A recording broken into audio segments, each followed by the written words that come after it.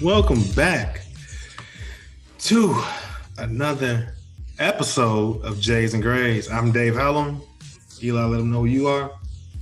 Eli Hamilton in the building, and we hold on. All right. Welcome back. Oh, let me mute my phone. Yeah, man. Yeah. We so old. With friends, be the first to share. Oh, we got some viewers. Hey, y'all, sorry about that.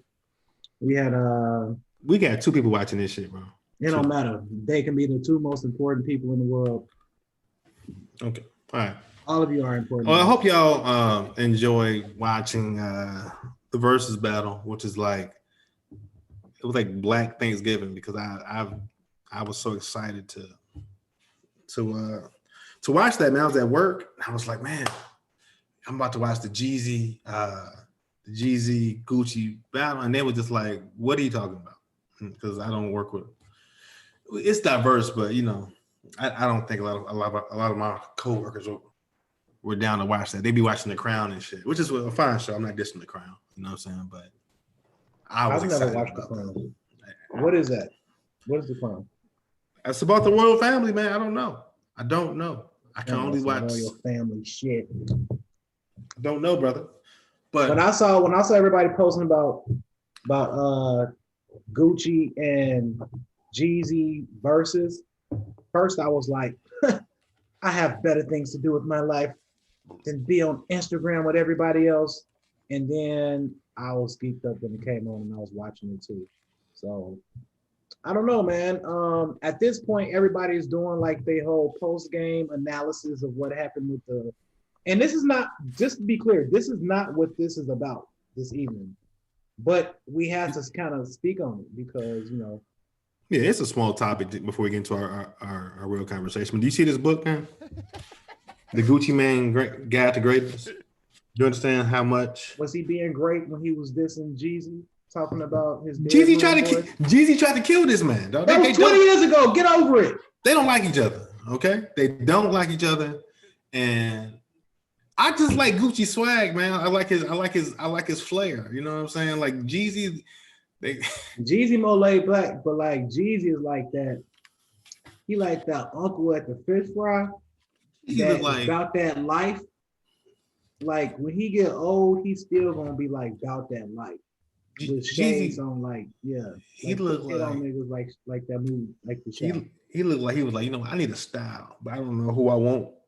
And then he saw a Ja Rule video and a DMX video back to back, and he was like, "Oh shit, that's me. I'm gonna be Ja Rule and DMX together." Look, yeah. And he talked like the Macho Man. Yeah. Can we talk about how Atlanta looks like? Because they did that at a club, by the way. Say what now? They did that at a club, by the way. This versus battle. And I have a clip of how the club looks right now in Atlanta.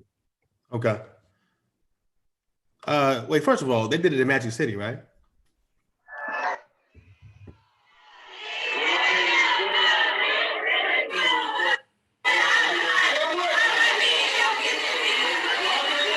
Now that's how Atlanta look right now. That shit was so loud, first of all. I don't ever want to hear. No, I turned it up so y'all can just see the people in there. So here's the thing. Atlanta is cracking right now. Obviously, they're not closed. We on punishment over here in Chicago. And I'm sure y'all on punishment over there in LA. Here's the kicker though. Here's the kicker. They have some of the lowest corona cases. Because they immune to it. Why the fuck we can't do that shit? Look, I want to go outside. It's something. I'm going to the club, so I get immune to that shit. Let me just get that. I don't want a fucking vaccine. I want to go to the club. That's something about eating ass that cures you. I don't know. I feel like the people in Atlanta they smoke hookah, they have sex, and I feel like it's something about the juices and the sex and the racism that's in the air that it just makes you not. All I know, look, who would have known that the cure for corona was either going to the club and getting immune or all the liquor, Hennessy and fucking tequila is the cure to Corona. Are y'all I'm on? going back to Atlanta. I'm walking in every place with no mask. I was in Atlanta last month when nobody wearing no mask on. I'm like, what's going on, guys? You gotta put your mask on. They looking at me like, hey, yo, goof ass. I come back to Chicago where everybody they said, somebody said goof ass. They were probably a transplant from Chicago. But either way, when I got back to Chicago, I'm masked up like, oh my God, you should see what they're doing down in Atlanta. But Atlanta got the lowest cases. I doubt they got the lowest cases. They probably just not getting tested, bro. You know what I'm saying? Like if you, as long as you're not bleeding or like they got bigger fish to fry down in Atlanta. I'm not saying it's a good thing, but what bigger fish they got to fry in the pandemic? All I know is they out there living their life happy as hell. You sound so mad. Old people ain't got it neither because they don't wear their masks either. How many Trump supporters that was fighting against wearing their mask is okay? And I don't know the stats on that. You know what I'm saying? But people want the country to be open. You know what I'm saying? So I mean, it's not responsible. But I get. I know. I think. I mean, shit. You was gonna come to LA. You supposed to come for Thanksgiving? I still technically haven't changed or canceled my flight yet. I'm still thinking. After I watched that video, I'm like, you know what? I mean, come. I mean, I can't say. Like, first of all, here's what was crazy. You was like, well, if I come out there, we can't do the club. And I'm like, fam, we can't. I don't go to the club. I just want to be around some people. But you know what? The people, the viewers here, they must got some addiction problems because they like ain't nobody saying shit. They like, I'm ready to talk about this addiction so I can see how to cure this. We gonna get there. We talking about Jeezy right now. Still, there's a lot of things going on in the world, a lot of current events I want to get into. But right now, we're talking about Chicago not being open, and I just want to know what it feels like because like I miss being home, but I don't even know what I would be doing if I was in Chicago right now. The same thing everybody else is doing, sitting in their ass in the house watching this. You can't go nowhere. You can't go nowhere. You can't look. Let me tell you something. In Chicago, it's cold. I went out to lunch last week, and they got these little that show Quarantine when they sit inside a bubble. That's what people eat it now. I feel like I was in a lab eating some food, and I'm like, and here's the thing, it was still cold in that bitch. Like, if you're gonna make us sit inside this Hubble telescope, at least zoom some heat up in this motherfucker. I got my coat on and a hoodie, doing this over my food. She was eating her food cold as hell too, but she understood. So yeah, it sucks, and you can't go inside the bars. You can't go. Ain't nothing open. And who the hell want to sit outside? Go to Florida. Go to Florida. Go to Georgia. You might not live, but you can watch Tenet in the movie theater. Like it be cracking me up. They be like, coming to a theater near you. I'm like, no, it ain't, nigga. Ain't no movies. It should just say in Florida. That's what it should say because it's nowhere else you can go to watch movies. Honestly, they got the movie theaters open in Florida. Man, they got everything open in Florida. Texas got that life too, though. Texas. They opening up, you know. It seemed like all the red states is like because white folks remember when at first black folks thought they couldn't get COVID, and we was like, oh, we can't get that shit, and then we was like, oh shit, we dying, right? But then white folks is like, oh shit, the niggas dying, we not dying, so I'm gonna go outside because I'm gonna be okay. They said the hood niggas is dying, but they don't go. It was like we don't have diabetes. Let me tell you something. That's a lie. These niggas is alive and well. Look, if you can survive in this month, these niggas eat fucking cheese and beef on their Doritos in the morning. First thing in the morning. You think they give a fuck about some COVID? No. Who? The Chicago kids? Yes. Yeah. Yeah, I went to a Sicko one morning and there was some kids. This is when school was still in or whatever, getting some hot Cheetos. And I'm just like, damn, nigga. That's what y'all eating in the morning. And they're like, mind your business. And I'm like, let me taste that shit. Let me give me some hot Cheetos or some Doritos with some cheese and stuff on them. Who would have thought of that shit? Man, I mean, it's funny though that those walking, they call them walking tacos. Like I was at Second City one day, and they were like, we got Fritos with the nacho cheese and ground beef on top of it. and they called it the walking taco, and it was like $13. This is Second City. Yeah. Appropriation at its finest. Appropriation. They ain't nobody eating that shit past 35th. Somebody told them to do that. I think so too, though. But That's the truth. But back to this battle, back to this versus battle, man. That shit took me back. Like it took me back to like this bad fashion, like 2005, when you was wearing like colorful ass polos. Like I had a 3XL polo. Oh yeah, Remember that shit? Franchise Boys was popular then. I had a long ass T-shirt and some Timbs. I thought I was the freshest thing. You couldn't tell me shit. My T-shirt went down to my knees. I had on some colored Timbs and some Sean John jeans. Oh my gosh, I couldn't wait to wear that shit to class. You thought you was popping, didn't you? I knew I was popping. You couldn't tell me shit. You couldn't tell me nothing. And I had on that's them team jackets that was popping in. I had a Cincinnati Reds jacket with a Cincinnati hat that I used to rock to the side like T.I. too. You know what I'm saying? Mm-hmm. Yeah. I was one of the cool kids. Yeah. I went to Morehouse. You went to TSU, which are historically black colleges. So you know we were kind of raised in the South in some way. I mean, you from what? Cairo? Southern Illinois. No, Ullin, Illinois. ULLIN. It's about 15, 20 minutes from Cairo. Not Cairo. That's Egypt. It's Cairo, Illinois. I can't hear you. You said what? That's Cairo, Egypt. This is Cairo, Illinois. Okay. That's why. But I didn't grow up in Cairo. Cairo, like 20 minutes from me. It's in Southern Illinois, though. Some of y'all don't know. But yeah. But we country as hell down there. Shit, just like Chicago Countryville up here, though, too. So. But at the end of the day, man, look. All I know is that when I was down there, Gucci, Jeezy, Lil Jon, hell, Petey Pablo was cracking. This is early 2000s. Early 2000s was a good era for rap.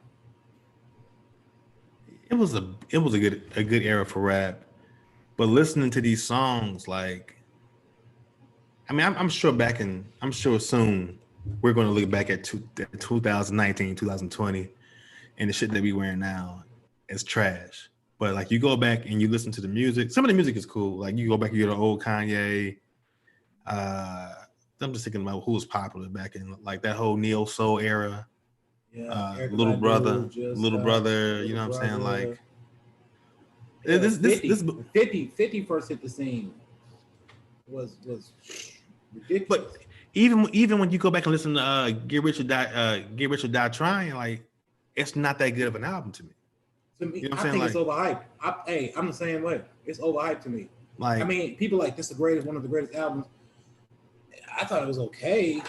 I've heard a lot better. I like The Massacre. People thought that was I don't know what you heard about me, but I'm a motherfucking piano, and then like it's like over this like calypso beat. You like what is this? Like, but you know, but going to HBCU, and you can attest to this because you was in Morehouse, and like in the heart of like trap music, and I was in Nashville, and there's some country trap niggas down there too.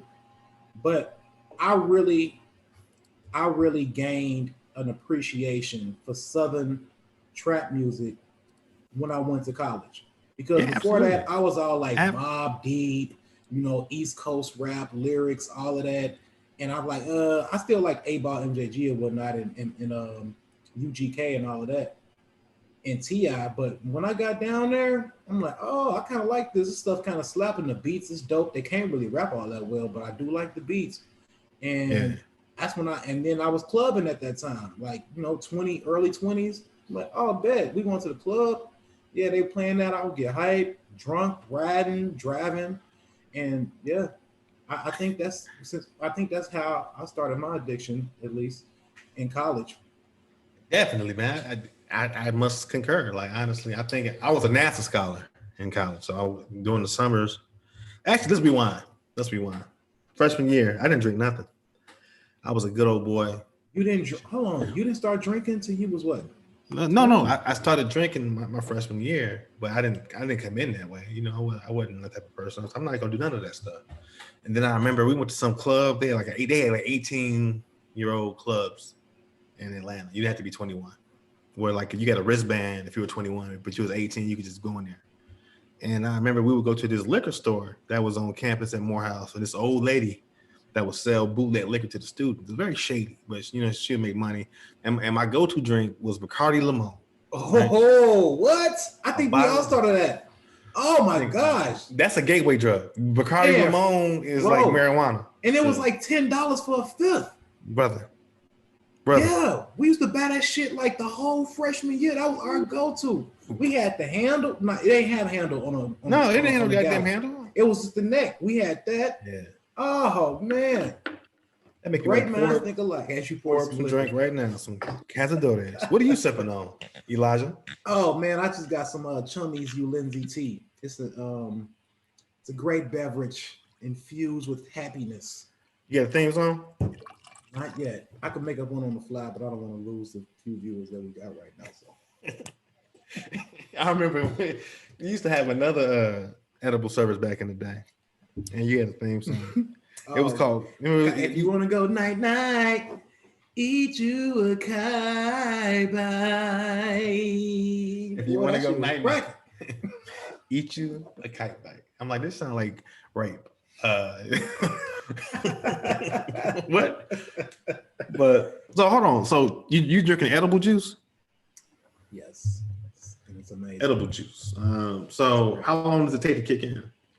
Because this is pretty immediate. Activation time about 10 minutes. Activation time about 10 minutes, man. And I love this stuff, man. It's coming 3 flavors.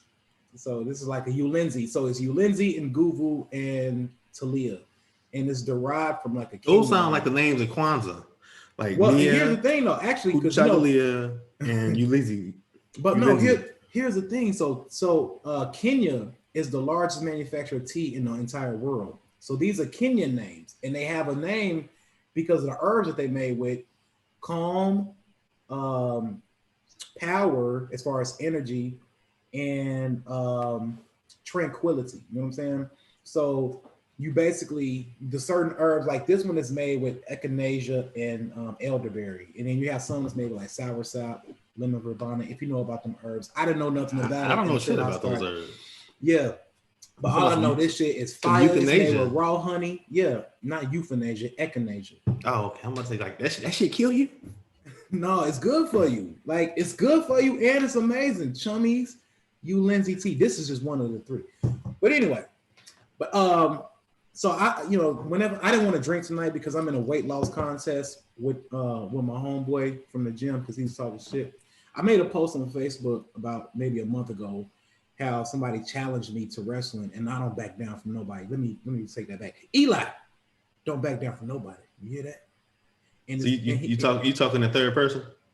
Yeah, whenever I talk tough, I talk in third person. Eli don't back down from nobody. Who challenged you? Do I know this person? With fat ass. And I'm like, you a cameraman for comics. I ain't fucking scared of you, boy. But apparently he used to be like a championship wrestler in high school, and he put me on my shit quick, and my shoulder hurt for like 2 days. Right. So he been talking shit ever since then. So he want to challenge me and everything. So now we in this weight loss contest, and I'm gonna win. So that's why I'm not drinking no alcohol, and I'm drinking on this chummy. But you drink juice.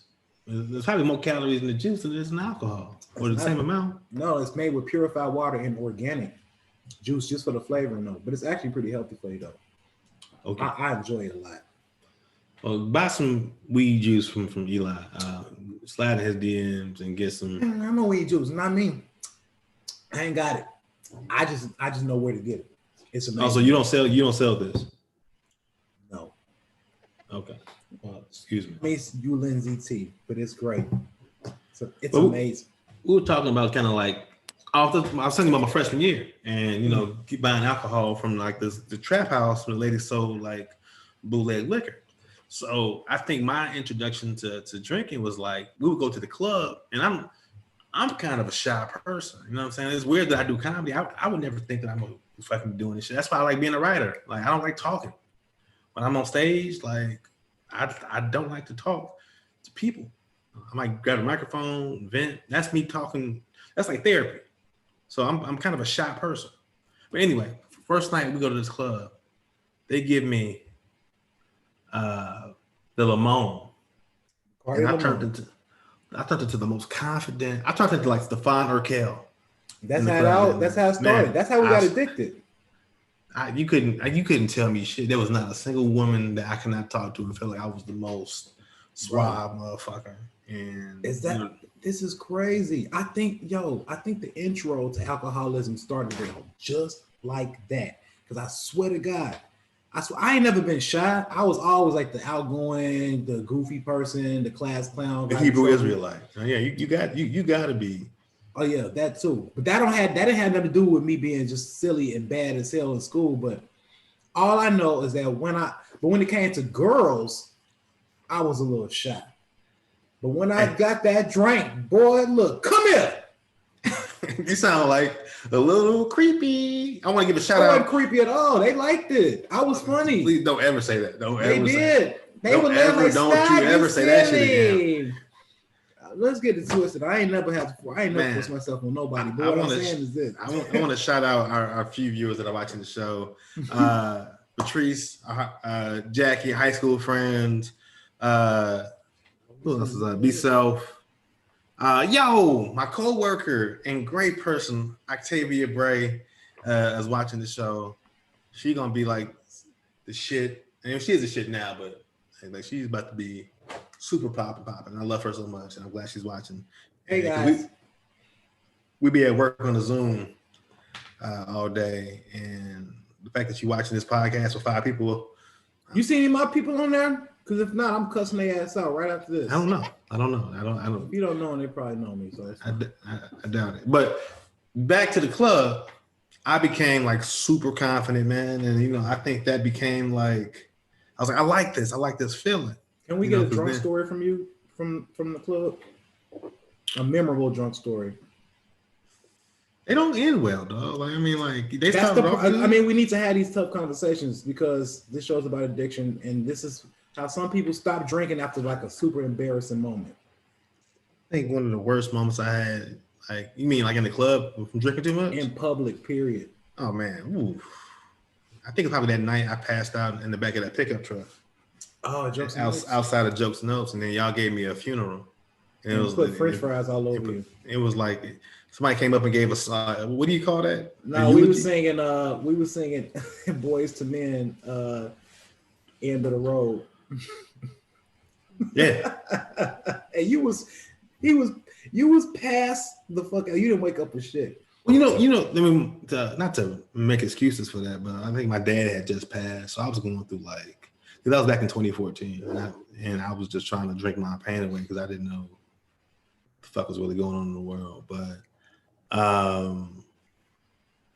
that's the point of this episode, I think, is that we're talking about just addictions and stuff like that, and I had to be real. You know what I'm saying? Like, as much fun as me and you have had, where we driving around Chicago back in the day, Lakeshore Drive. We used to buy a bottle from Kimbark liquor, and just be reckless and just drive around like drinking it like pre-gaming it, quote unquote. But it's kind of reckless, man. Should be doing this. The thing is like at that point we was in our 30s. Yeah, but that's exactly my point, dog. Like we were acting like we teenagers, but I'm like I got on Spanx acting crazy, like when I first got into comedy, and I wasn't working a job, I was doing comedy full time for 15 months. It was some of the most fun, memorable, reckless ass years of my adulthood, and because it was like open mic. Shows, and they all took place where liquor was at. And you mix that with a bunch of alcoholics, people who depressed, people who just like to have fun. Oh yeah, man. People who are, I want to say insecure around, this person, because there's a lot of status quo in comedy. And a lot of those things are ingredients for alcohol, because alcohol lowers your inhibitions, right? And don't say.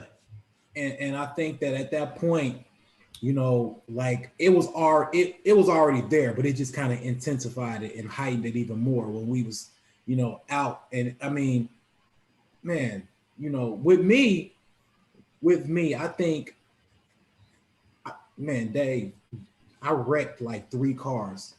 See, off being drunk. And this was back in college. You know what I'm saying? This is like even after college, after I was just partying like that. And it still didn't kick in. How do you get that fucked up though? You like, I'm still gonna put myself in a position because like this podcast, the show, whatever. Like this is why I chose you to be my co-host because we can talk about the real shit, the real shit. Yeah. And like, I remember one night you was driving in Chicago, and you were like changing songs, like looking at the road, like I was tipsy as hell. I was like, we gonna die tonight. Like they're like, this is not. But we got home by the grace of God as always. But it's kind of like it was always the grace of God. It wasn't me having skills behind the wheel, bro. I done dozed off and stopped at red lights, and people woke up to people honking at my home. I remember one year it was homecoming. We was in Carbondale, SIU homecoming, and man, we had got so faded, and I had like busted a U-turn right over the median. Not a little median, a big ass yellow median. You fucked your whole car up. No, I thought I would have. The police was right behind me and didn't pull me over. And we had open 40 ounces. I think I was like 20, 21 years old.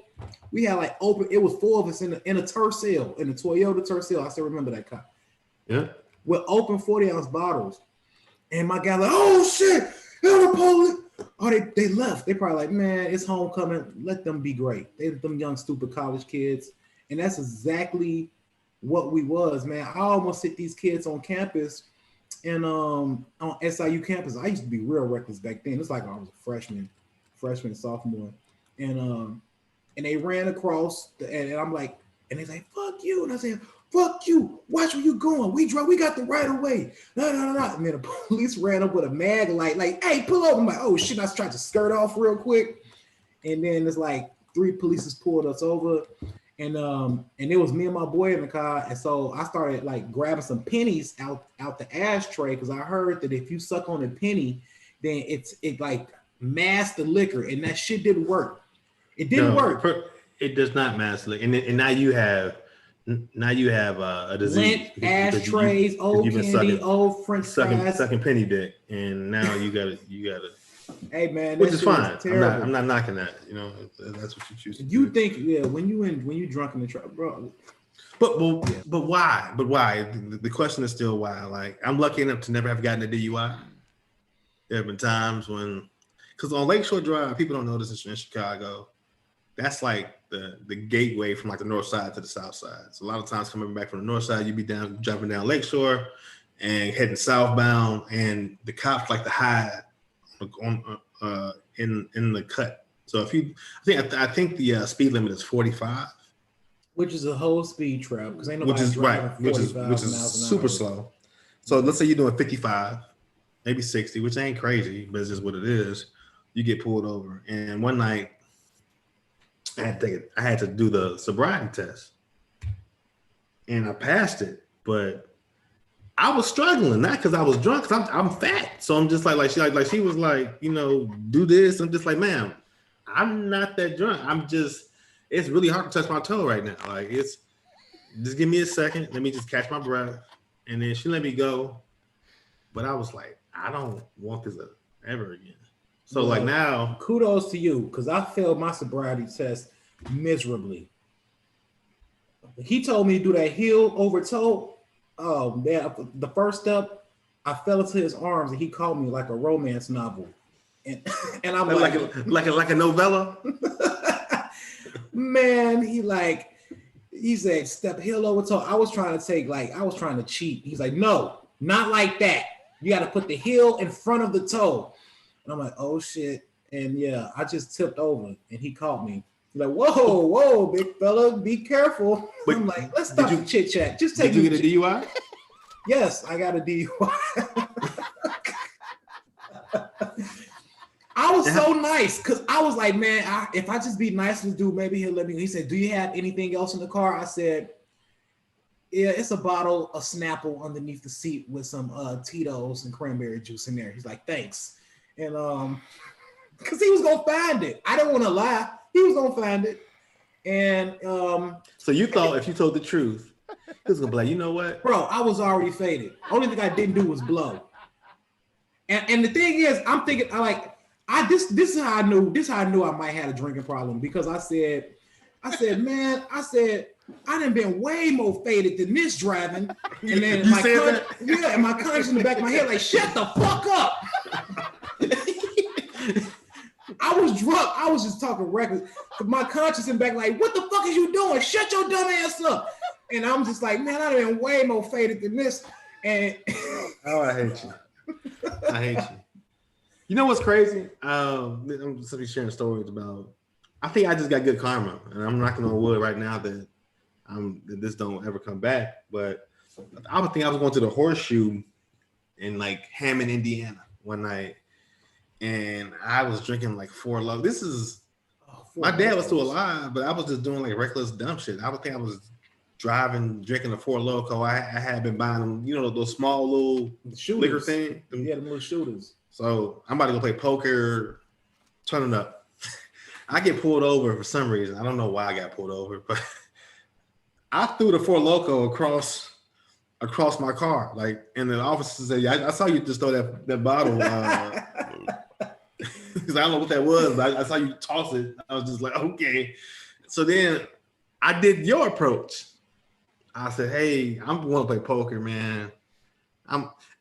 My out was always, I'm a school teacher, man. The way you just said that. I'm a school teacher, man. Like, just let me go. And then he would look at me like, go ahead. And then I would get let out. I don't know. Like, it's just, these are very dark times back in the day. But, you know. Man, I mean, you know what? Real shit. I mean, that just kind of comes with age and maturity.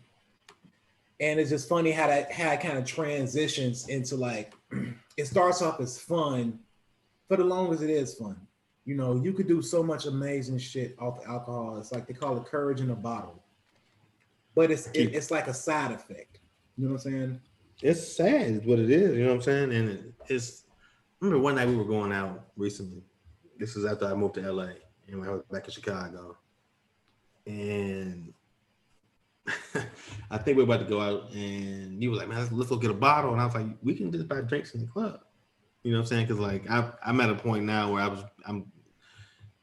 was doing better than I was in Chicago a little bit. So I was able to just like, because let's be real, we weren't able to do that for real. Like, you know, you might be able to spend $30 maybe going out, but we didn't have money like that. I don't care how much money I make. You gonna drive pregame.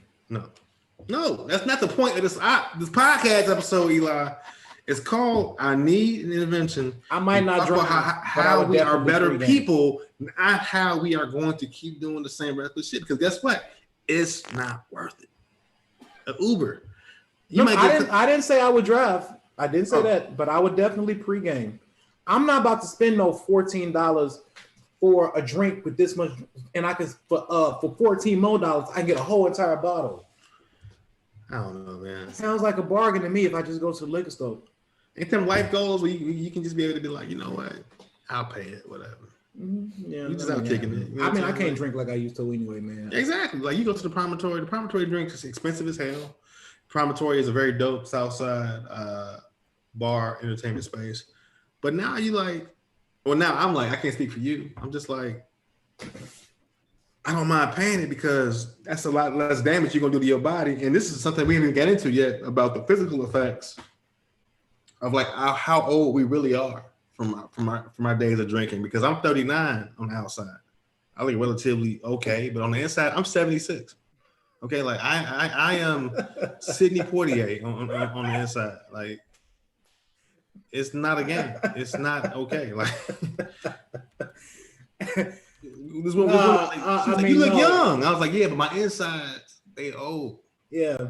You know what, man? Yeah, hangovers take a lot out of you, man. You wake up and like you would think yourself. You ask like, yo, did I get jumped last night? Why am I hurting so bad?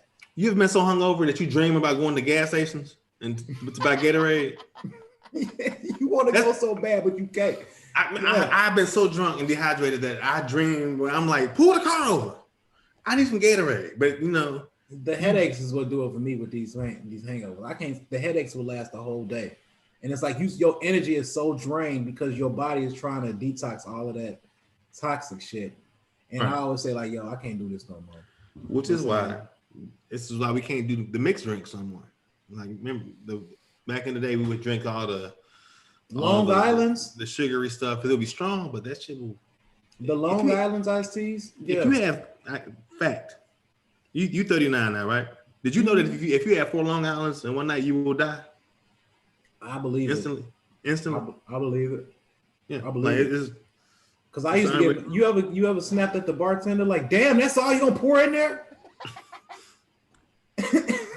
And they be like, yo, broke ass. Or you ever like slid the bartender $5 as a tip? And like keep them coming. It's more where that came from. You know when you got like $7 left in your pocket. You broke bitch. Please. But man, you know, it's just funny, man, because you know, on a like serious note, man, I used to go back to homecomings all of the time.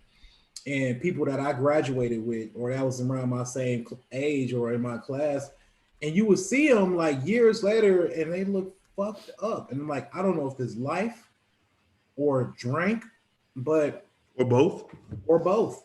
And I think that's part. I think what happened that really didn't trigger like, okay, I might need to chill out because I don't want to turn out like this. I really just think it became with age and maturity and responsibilities. I'm like, I can't get fucked up like this. I don't even want to get fucked up like this.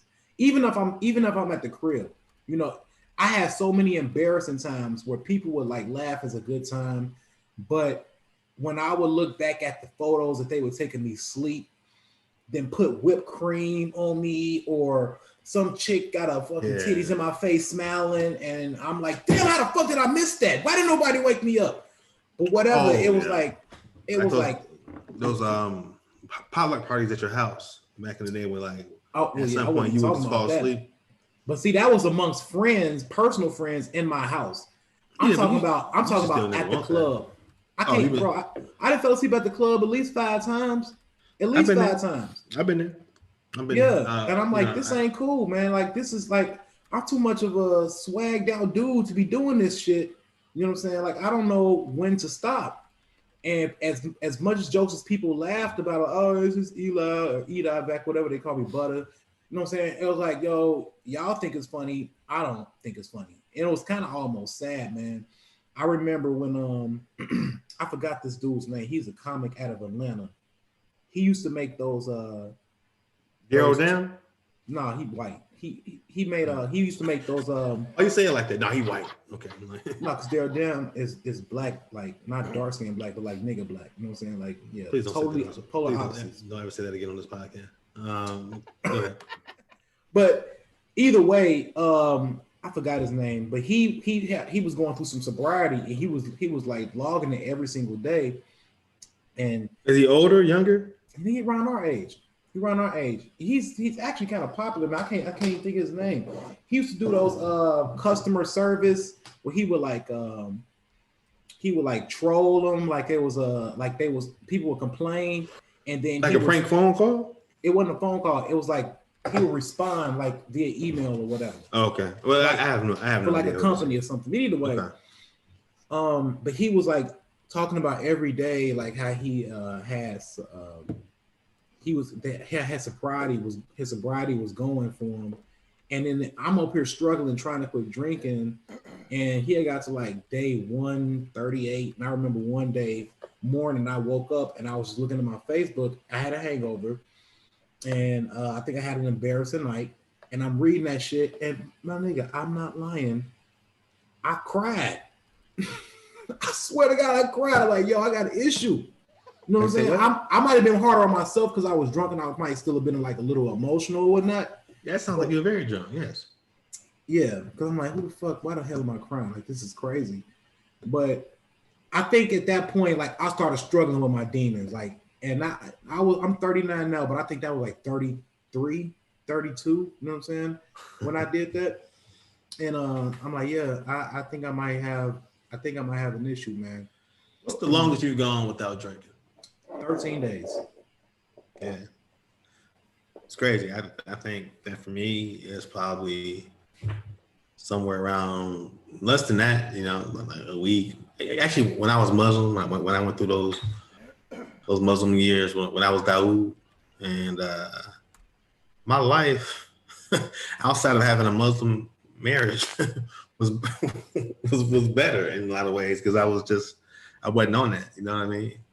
I was going through other things like having a Muslim wedding, but other than that, I felt like I was more focused. You know, and I think living in LA, I've seen a lot of people die from like suicide, especially this year. It's been a rough year with that, but it's funny that people want to get out to LA or New York so quick from Chicago and move out, but I see people who come out here to LA from their hometown and they get wrecked, they get destroyed by the city because they're not popping the way they thought they were gonna be popping. So it's like turns into insecurities and depression. Man, that shit. Substance abuse, or the other side of that, you become so popular and make so much money that now you're in the shit, and then you get into these lifestyles of things. I've lost a good friend of mine to some shit, and to even having conversations like, and then they're like, I gotta chill out with this shit. I'm just like, yeah, you probably should, but then you don't really make a big deal about it. But then you don't, and then a couple weeks later they're not here. So you know what it's they say about alcohol, right? One of my good friends told me this. He a lot old. I don't say a lot older, but he's about 10 years. I don't know. He says that first the man takes the drink, then the drink takes the drink, then the drink takes the man.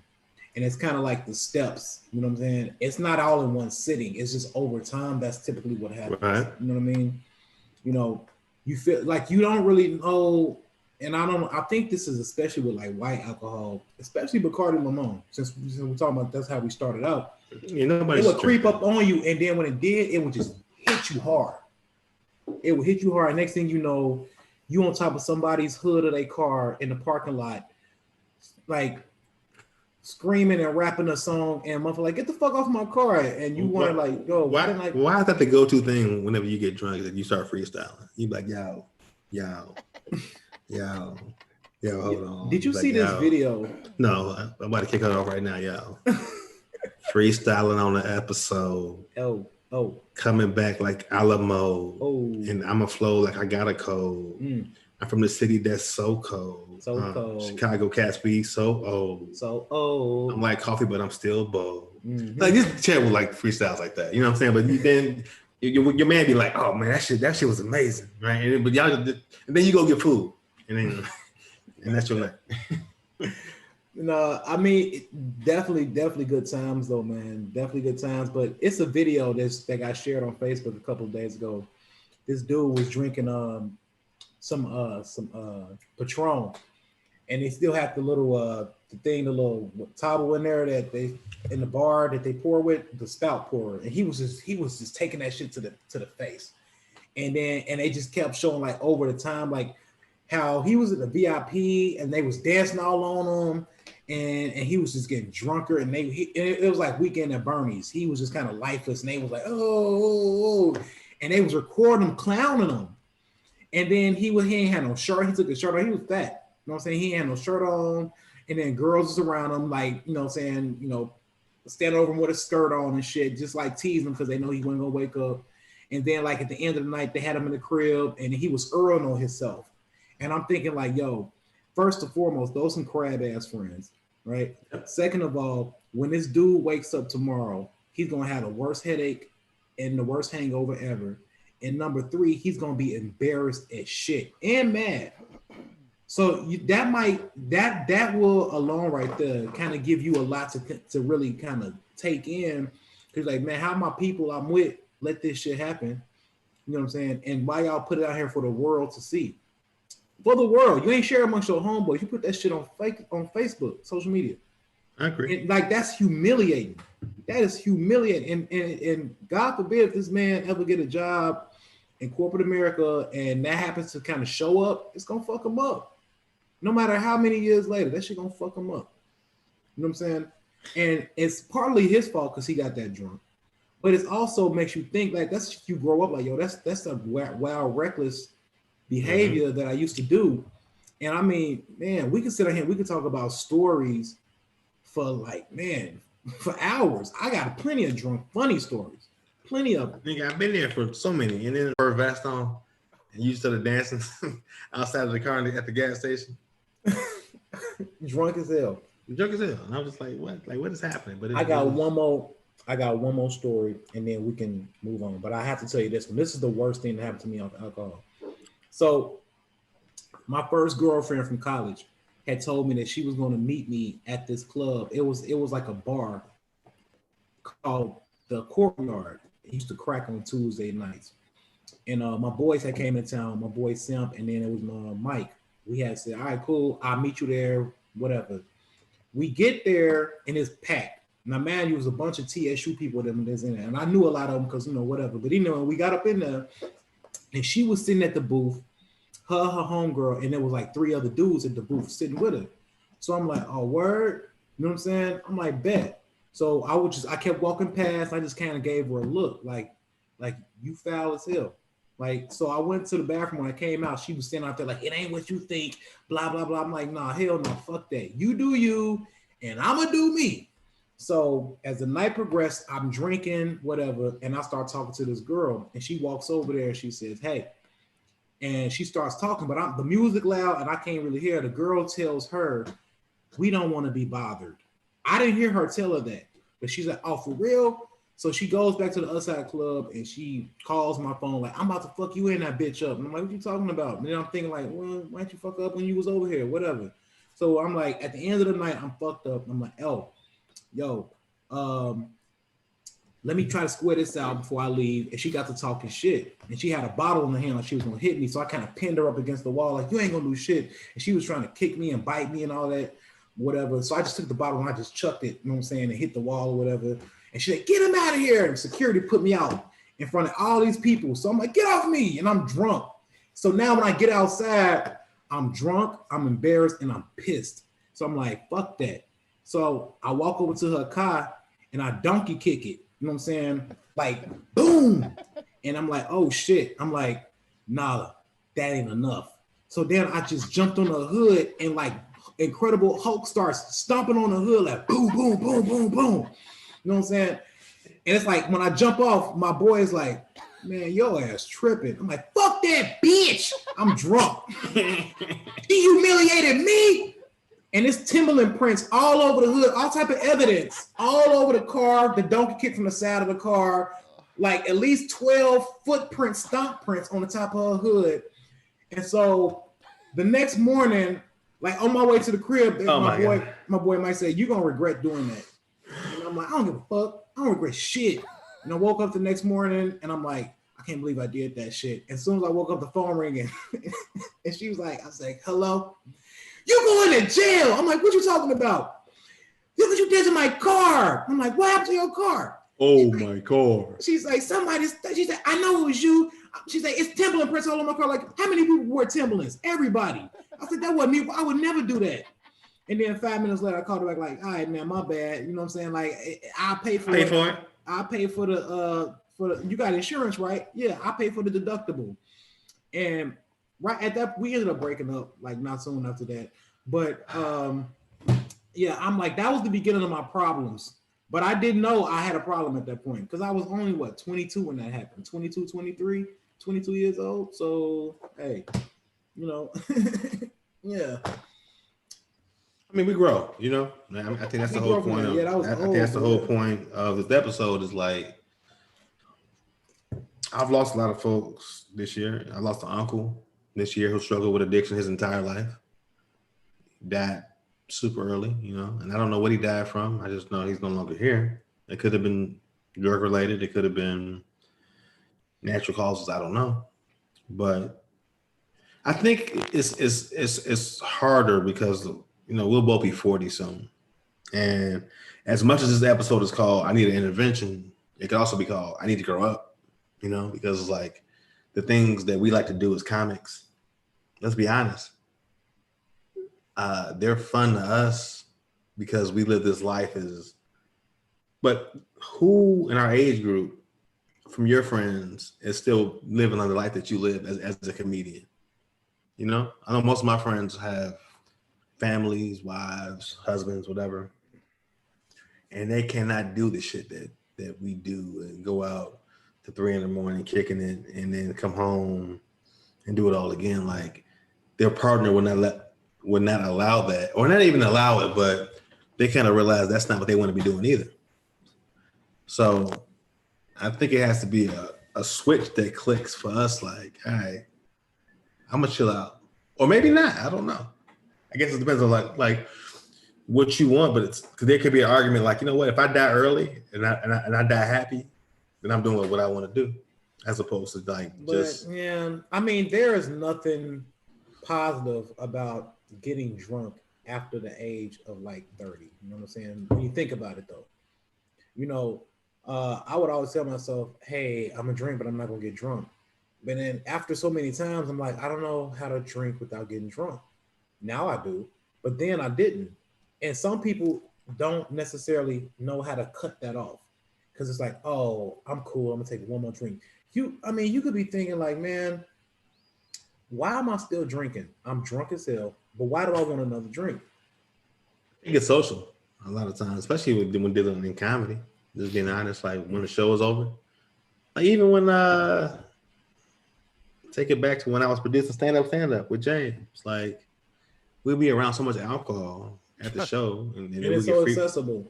We would get we would get free drinks sometimes, but then the show's over, and now, oh shit, Michael Che is here, and that's like let's go across the street and just go ham, you know what I mean? Or let's say Michael Che is not here. Let's just say it's just a regular weekend. It's just like you keep the party going, and that's just Chicago too. Like LA is not as much of a drinking city as Chicago. And Chicago drinks more than.